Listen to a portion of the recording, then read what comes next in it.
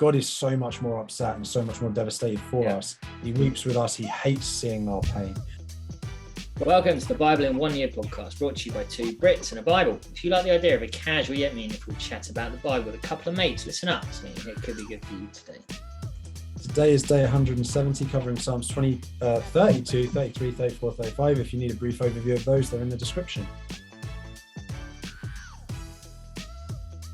Lord, please guide my rock, paper, scissors choice today. 3, 2, 1. Yes! No! There was such a big delay on yours as well. So I didn't know you'd won until you said yes, and then you came down with a friggin' rock. Sorry, dude. What's really weird is in my head, because I knew I had a rock, paper, scissors against you, I just had this weird thing you were going to go scissors. And I don't know why, I already had it in my head. So anyway, it's either 6-5 or 6-6. I'm not sure. But I'm happy because you were killing me, dude. Yeah, now we're back to even. The Lord has forsaken me with my rock, paper, scissors. Which you might be talking about later. Anyway, so Psalm 32, verse 1. Blessed is the one whose transgressions are forgiven, whose sins are covered. So we're all blessed, people. As Christians, we're all blessed. Mm-hmm. And I just wanted to, I just literally wrote in capital letters, Amen. And then I just reflected, it isn't fair. It isn't fair that we are forgiven. It is only because Jesus took it all on him. And, I just love the amount of Jesus that is being pointed to in the Psalms. It's so like distilled. It's like distilled Jesus concentrate. Yeah. And I freaking love it. I love it. I love that, man. The thing that I got out of that, sorry, I should let you carry on with 32, but I'm here now, was just the last word in verse 2, in whose spirit there is no deceit. Blessed are those in whose spirit there is no deceit. And just this idea of deception being like abhorrent to God. Because it's I'm not saying it's okay to be bad, but to intentionally deceive people, there seems like such an underhanded evil to that. It's okay to screw up, but that's kind of like, intentional. And so, just to see, I feel kind of bad. We were chatting yesterday, or I was, about how this has become a bit of a chore, been a bit of a rush. I feel like I should have looked into that in different translations, but there you are. Do a bit of homework.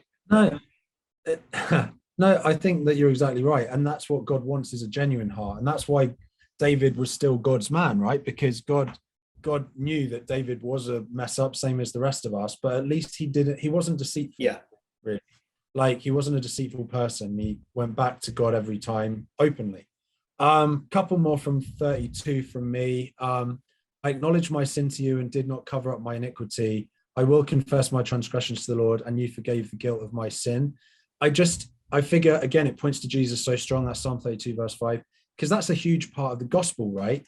Because one of the biggest issues with people not becoming Christian is because they don't acknowledge their sin. They just think that what they're doing is okay. Yeah.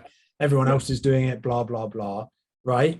But as soon as you acknowledge it, confess it, it will be forgiven as long as you turn to Jesus. So again, this is hundreds, if not thousands of years before the actual coming of Jesus, right? And the gospel is right there. Yeah. And then final one from 32, rejoice in the Lord and be glad, you righteous, sing all you who are upright in heart. I was saying, that's 32 verse 11. I pray about this a lot at the moment because I do feel bothered by a lot of stuff in this world still, all the time.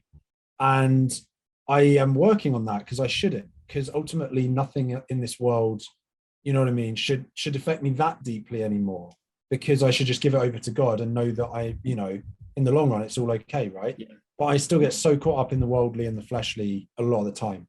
And so that was just a bit of a kick in the behind from me. That's fair. It's good to be aware of that as well. I think the awareness of it's like you said, people not wanting to admit their sin, like being aware of our shortcomings and our weaknesses is a big part of sort of growth. So no, that's cool. The bit out of 32 then that I took was, do not be like horse and mule who have no understanding. They must be controlled by bit or bridle, or they will not come to you. And just this thought of being free-willed, being able to make conscious decisions to follow God in a manner that pleases him. Don't be like needing to be dragged a certain direction or just following the crowd. Like, have a bit of a backbone and a spine. Stand up for what you believe in. 100%. Yeah, that's good, man. You kickstart 33 if that's all right. As a matter of fact, I might not say anything on 33. All right, smashing. So Psalm 33:5, the Lord loves righteousness and justice. That's that point made. Psalm 33:16 to 18. No king is saved by the size of his army, no warrior escapes by his great strength. Then keeps on and then saying, but the eyes of the Lord are on those who fear him, on those whose hope is in his unfailing love. And again, this goes back to what we were saying yesterday about how a king was considered the absolute strength, and no king is saved by the size of their army. It doesn't matter how strong you are. Like, it's all about the eyes of the Lord are on those who fear him, whose hope is on his unfailing love. And it's just this whole, in my weakness you are strong type of deal, right? And lean not on your own understanding and your own strength, just trust in God. And dude, it's fantastic. So yeah, it is it reminds me of how God had people going out with like no armor, no weapons, and still he was winning the battles for clay them. jars and lanterns. Exactly, clay jars and lanterns. I wasn't going to mention this, but just very quickly adding on to 33:18, the Lord's eyes are on those who fear him, as you say. It reminds me of Proverbs 9 verse 10. The fear of the Lord is the beginning of wisdom as well. So I just thought it was kind of cool. Jumping into 34, he protects all his bones, not one of them will be broken. Psalms 34 verse 20. Again, this is an overt Jesus reference, because obviously normally someone who's crucified would have their legs broken as a sign to see if they were truly dead or whatever. But obviously they didn't do that to Jesus, because part of the prophecy was that no bone would be broken in the Messiah's body. Pretty cool. That was it. So 34, I love the little prelude to it. Of David, written when he pretended to be insane before Abimelech. So I was kind of expecting something a bit more wacky in there, but it turns out it's just a banging psalm. I like verse 8, taste and see that the Lord is good. Another fantastic visual and a fantastic song, worship song. If people don't know taste and see that the Lord is good, you turn my morning into dancing. Like, dude, you've missed out some absolute bangers from only being a Christian for 2 years. I feel sorry for you. Then the verse 10, the lions may grow weak and hungry, but those who seek the Lord and that lack no good thing. Again, this is a bit of a throwback to when we were talking about the good thing is God. Like, he is the ultimate good thing. Nothing is good in comparison to God. It's okay to have good things. That same kind of idea being sort of brought through here. This is the first time either Bevan or I have read the Psalms all the way through in one go. And it's been great to see some of those throwbacks, which I'm actually going to end up chatting about in Psalm 35. But I think you've got a couple of things to go over before that. I just have one other thing, since we have a bit of time. From 34 verse 18, the Lord is close to the brokenhearted and saves those who are crushed in spirit.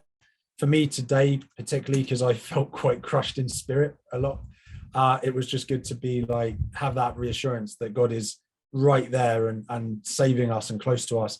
And it reminds me of something you said a while ago in one of the recordings about how if we think we're upset about things that happen in our lives, and if we think we're upset about sin, like, God is so much more upset and so much more devastated for us. He weeps with us. He hates seeing our pain. And so, since we had a bit of time, I thought I'd add that one in. Too right, man. That's good. Wow. All right. I'll take it. Yeah. So bring us home, Monkey. Smashing. So, the point I was going to make on Psalm 35 here, it says in verse 7, since they hid their net for me without cause. And in itself is nothing really, but it just triggered something in me. And it was actually remembering back in Psalm 22, and it was Psalm 22 verse 10, I think. That's annoying. I think you're right. Yeah, I was going to read it, but I'm there and it's not saying it. I think I wrote it down though. Psalm 10 verse 9, sorry, got it wrong completely. Psalm 10 verse 9, they lie in wait to catch the helpless. They catch the helpless and drag them off in their nets. So it's referring to dragging people off in their nets, and it's dragging, like, just the correlation between them. These are written at different times by a few different people, and it's just all concise. Yeah. And it reminded me of a different situation where this took place yesterday in Psalm 31, where it says, my time are in your hands, which is like, why have you forsaken me? To throw back to the timing that from God in Psalm 22. That's where Psalm 22 came in. But just so many of the Psalms relate to themselves, relate to each other, and it's just banging. So yeah. Tomorrow's reading is day 171, Psalms 36, 37, 38, 39. Get on yourselves reading, please. And please join us on social media at 2 Brits and a Bible, and share this to help spread the word of God.